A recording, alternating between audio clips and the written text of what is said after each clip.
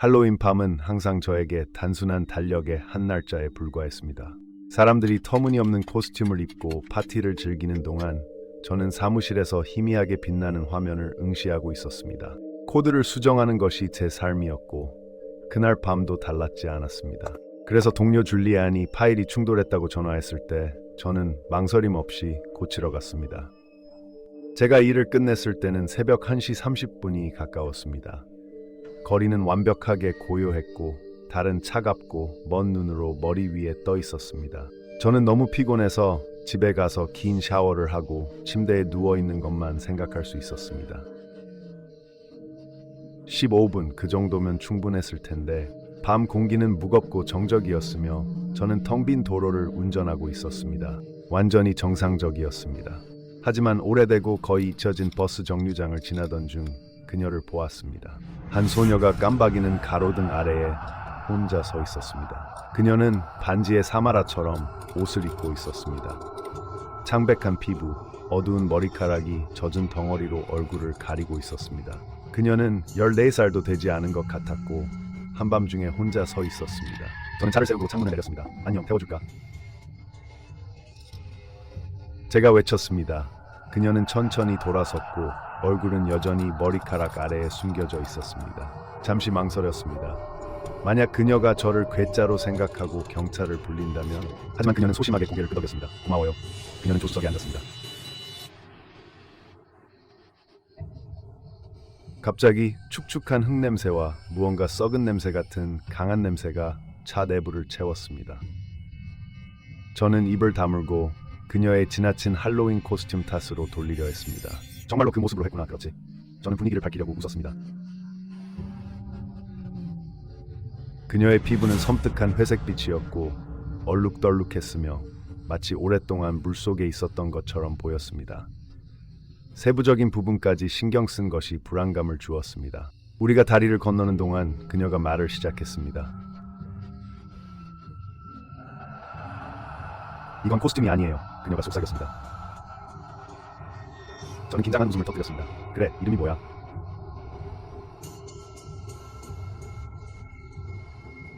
그녀가 대답했습니다.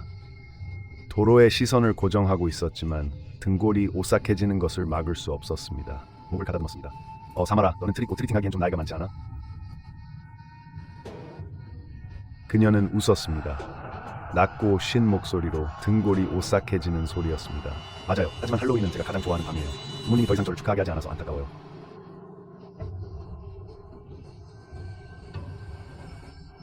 왜 그런가? 저는 질문을 한순간 후회했습니다. 그들은 제가 아프다고 생각해요. 대부분의 날을 다락방에 갇혀 지내요. 그녀의 목소리는 거의 속삭임이었지만 말은 공기에 무겁고 숨막히게 남아있었습니다. 뱃속에서 매듭이 조여지는 것을 느꼈습니다. 반응하기도 전에 사마라는 천천히 저를 향해 돌아섰습니다. 그녀의 흉측한 얼굴이 부드러운 빛 아래에서 완전히 드러났습니다. 처음으로 그녀의 피부를 보았습니다. 벗겨지고 뺨에서 너덜너덜한 조각으로 매달리고 있었습니다. 화장이 아니었습니다. 그 다음 제 눈은 그녀의 팔과 그 아래 드러난 날것의 붉은 살을 향해 내려갔습니다. 맛을 보여줄래? 그녀가 불렀습니다. 그녀의 입술이 미소로 굽혀지며 제 혈관에 얼음을 보냈습니다. 제가 대답하기도 전에 그녀는 얼굴의 한 조각을 벗겨냈습니다. 역겨운 소리를 내며 한 번에 벗겨져 나가 더욱 끈적이고 진홍빛의 살이 드러났습니다. 그렇게 급하게 브레이크를 밟은 적이 없었습니다. 무슨 이상한 짓을 하는 거야? 저는 소리쳤지만 그녀는 그냥 웃으며 더 많은 피부 조각을 당기기 시작했습니다. 목, 팔, 두피 등 모든 곳에서 찢어져 나갔습니다.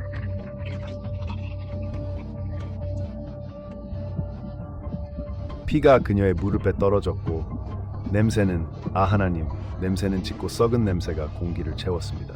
숨을 쉴 수 없었습니다. 시야가 흐려지고 손이 떨리며 문 손잡이를 더듬었습니다. 공기는 두껍게 느껴졌고 그 웃음소리는 멈추지 않았습니다. 저는 차에서 몸을 던져내렸고 발이 휘청이며 달리기 시작했습니다. 심장이 귀에서 뛰는 소리가 들렸습니다. 뒤돌아보지 않았습니다. 돌아볼 수 없었습니다. 얼마나 오래 달렸는지 모르겠지만 결국 주유소에 도착했습니다. 차가운 형광등 불빛은 구원의 빛처럼 느껴졌습니다. 나는 숨을 헐떡이며 안으로 비틀거리며 들어갔고 점원에게 사건을 설명하려 애썼습니다. 순식간에 경찰에 신고되었습니다.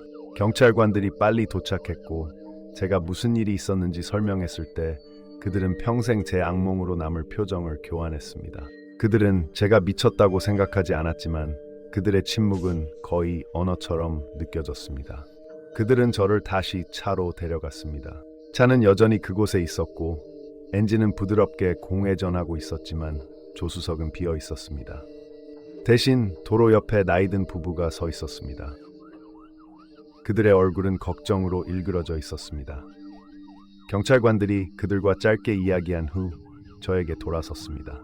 밀러 씨, 이분들은 피터슨 씨 부부입니다. 한 경찰관이 말했습니다. 그들의 딸 메리가 지난주부터 실종되었어요. 저는 부부를 응시하며 생각을 연결하려 애썼습니다. 메리? 그녀는 건강하지 않아요. 피터슨 부인이 떨리는 목소리로 말했습니다. 몇 년 전에 열이 났어요. 그게 그녀의 피부에 무언가를 했죠.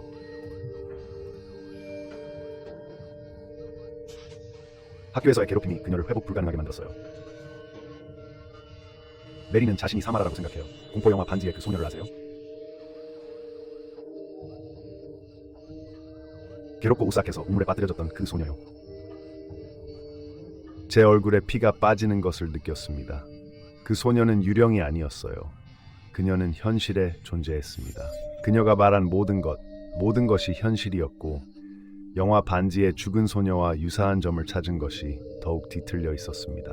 경찰관들이 마지막으로 그녀를 본 곳을 물었지만 저는 말이 제대로 나오지 않았습니다. 제 생각은 계속해서 그녀의 벗겨지는 피부와 웃음소리로 되돌아갔습니다. 버스 정류장에 있었어요. 제가 중얼거렸습니다. 그들이 떠나자 차가운 공포가 자리 잡았습니다. 만약 그들이 제 시간에 그녀를 찾지 못한다면, 만약 그녀가 자신이나 다른 사람을 다치게 한다면.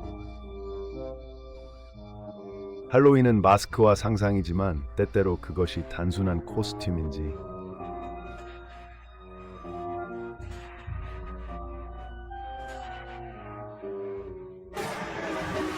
아담과 매칭되었을 때 제 심장은 한 박자 놓쳤습니다. 그의 프로필에는 매력적인 미소, 어두운 머리카락, 그리고 약간의 신비로움이 담겨 있었습니다. 그는 새로운 도시에서 인연을 만들고 싶다고 언급했습니다. 우리는 즉시 잘 맞았고 밤늦게까지 농담과 이야기를 나눴습니다. 그런데 제가 메시지를 보냈어요. 삼촌이 매년 이 멋진 할로윈 파티를 열어요. 너도 와야 해. 아담이 대답했습니다.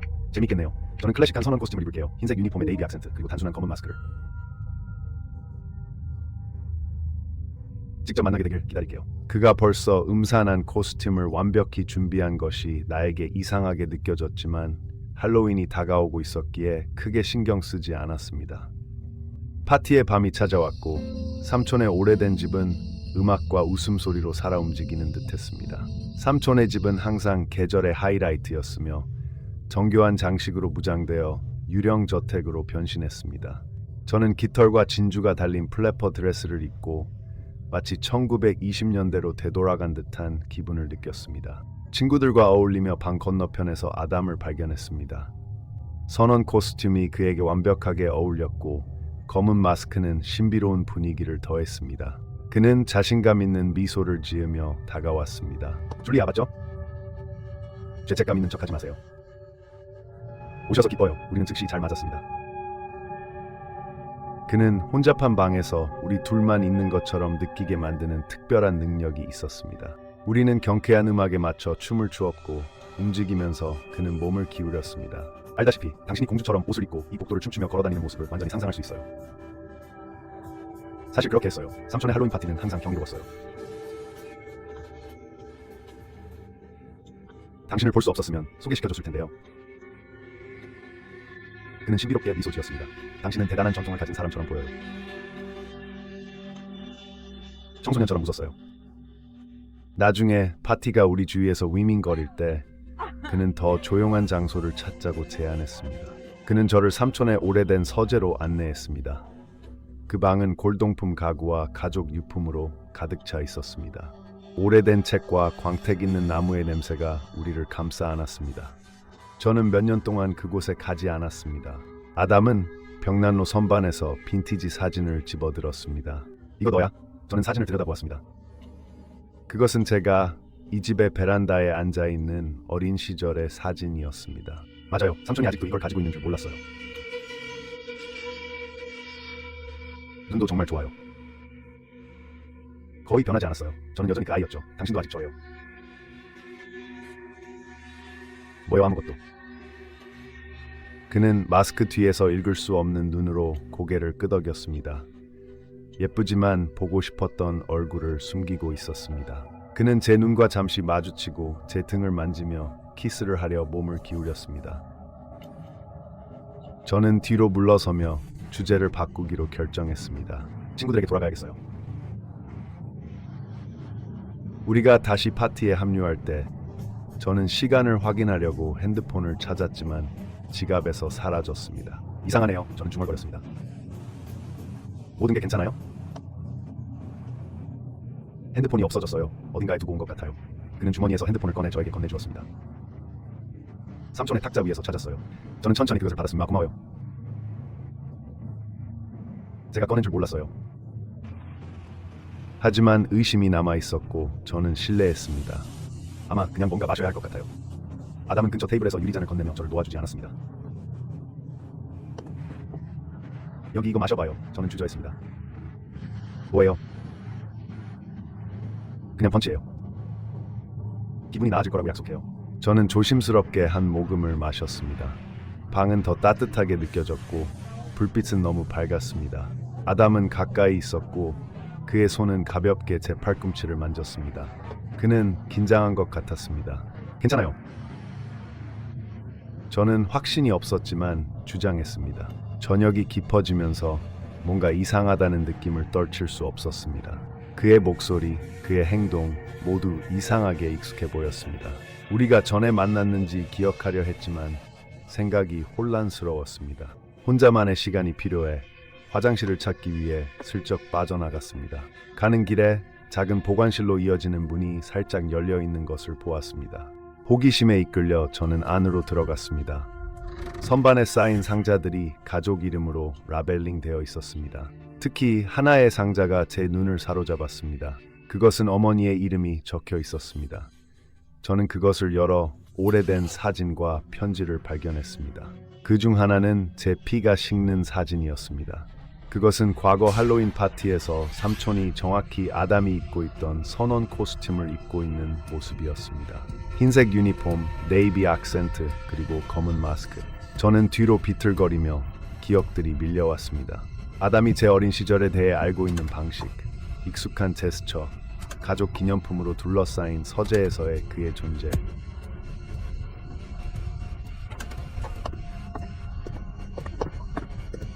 부모님을 발견하고 저는 서둘러 다가갔습니다. 엄마, 아빠, 얘기할 게 있어요.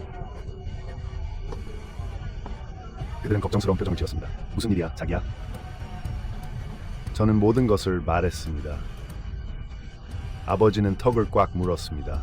확실해? 저는 고개를 끄덕였습니다. 그는 개인적인 것을 알고 있었습니다. 그리고 그 코스튬은 그의 것이었습니다.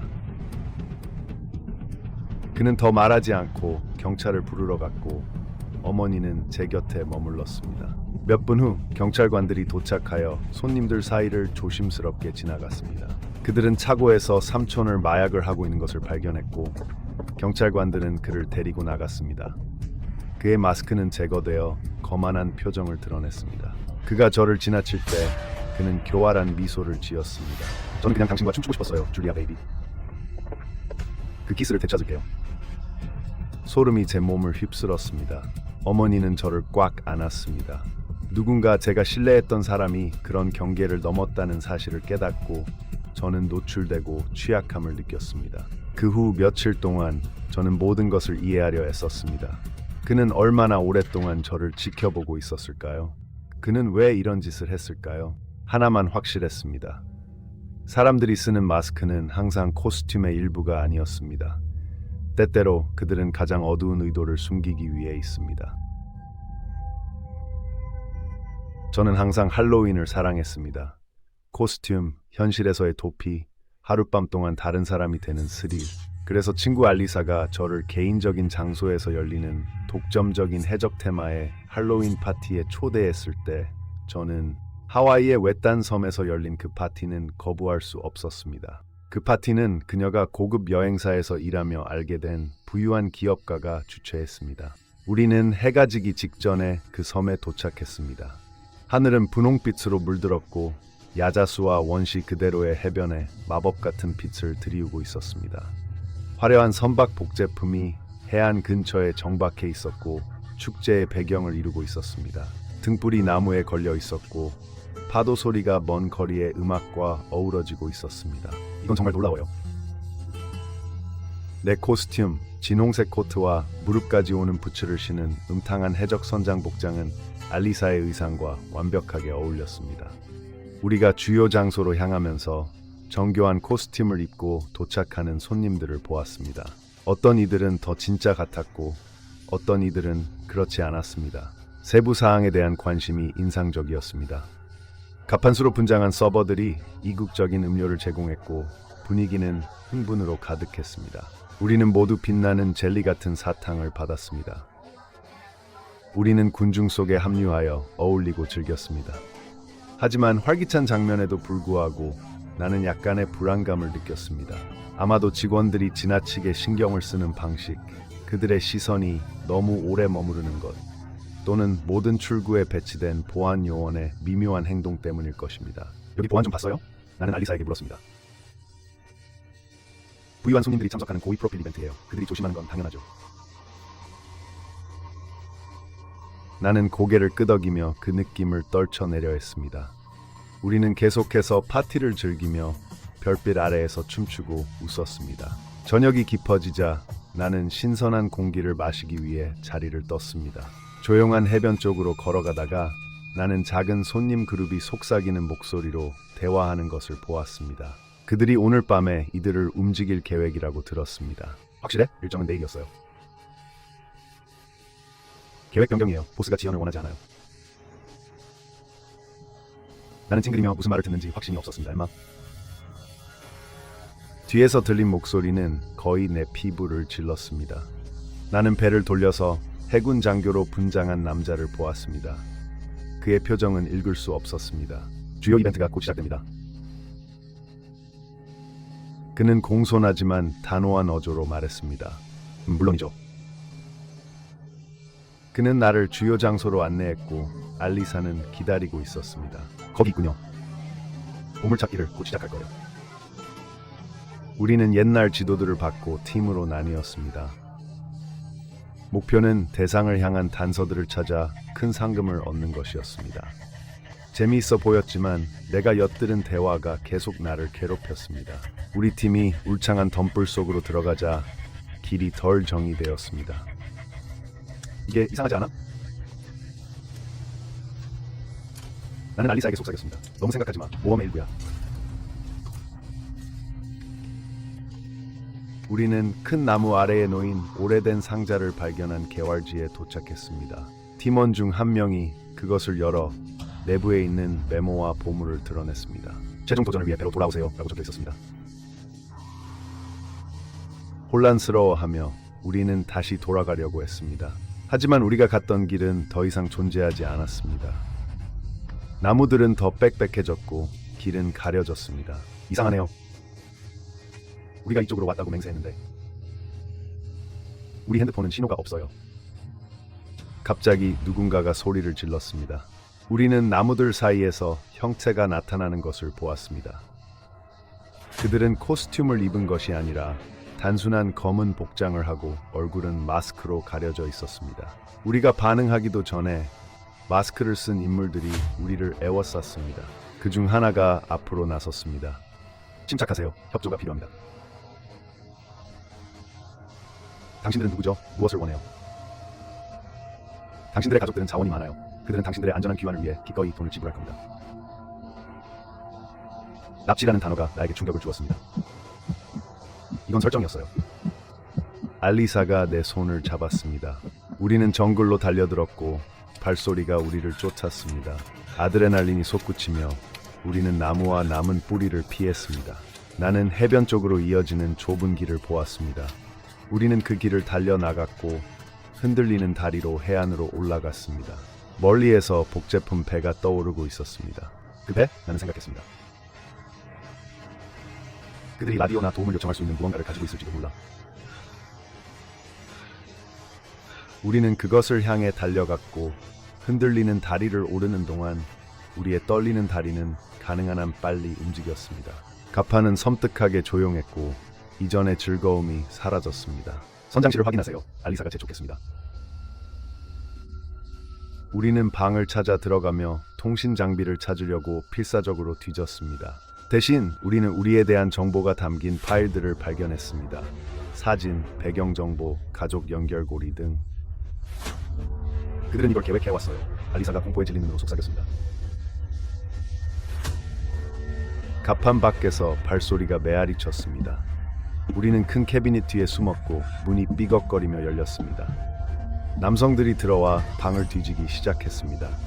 그때 나는 벽에 장착된 플레어건을 발견했습니다. 나는 그것을 가리켰고 알리사가 고개를 끄덕였습니다. 조심스럽게 나는 그것을 잡으려 했고 그림자가 우리의 움직임을 숨기길 기도했습니다. 남성 중 한 명이 다가오자 나는 일어서서 그에게 플레어를 발사했습니다. 그는 동료들에게 뒤로 비틀거리며 넘어졌습니다. 달려! 우리는 방을 뛰쳐나왔고 뒤에서 혼란이 터져나왔습니다. 가판에서는 다른 손님들이 함께 몰려들고 있었고 그들의 얼굴에는 혼란과 공포가 분명히 보였습니다. 나는 주의를 돌리기 위해 또 다른 플레어를 공중에 발사했습니다. 알리사가 구명 보트 쪽을 가리켰습니다. 우리는 그것을 내리기 위해 서둘렀지만 메커니즘이 느렸습니다. 납치범들이 우리를 추격하고 있었습니다. 마지막 힘을 내어 구명보트가 물에 닿았습니다. 우리는 뛰어들어온 힘을 다해 노를 저었습니다. 잠시 후 우리는 플레어에 응답하는 해안 경비선의 선박을 보았습니다. 안도감이 밀려왔고 납치범들은 물러났습니다. 몇 시간 후 우리는 병원에서 깨어났지만 우리의 세계는 변해 있었습니다. 그들은 우리가 어부들에게 구조되었다고 말했으며 복제품 배는 17세기 해적들이 소유했던 오래된 난파선이었다고 했습니다. 섬에서의 작은 개인 파티에 대한 증거가 있었지만 당국이 조사했을 때 그곳에 다른 사람이 없었습니다. 그들은 또한 우리의 체내에 약물이 다량 존재한다는 것을 발견했으며 나는 그것이 우리가 제공받은 빛나는 젤리와 관련이 있다고 의심했습니다. 우리는 그것이 얼마나 현실적이었는지, 얼마나 환각을 겪었는지 이해하지 못했습니다.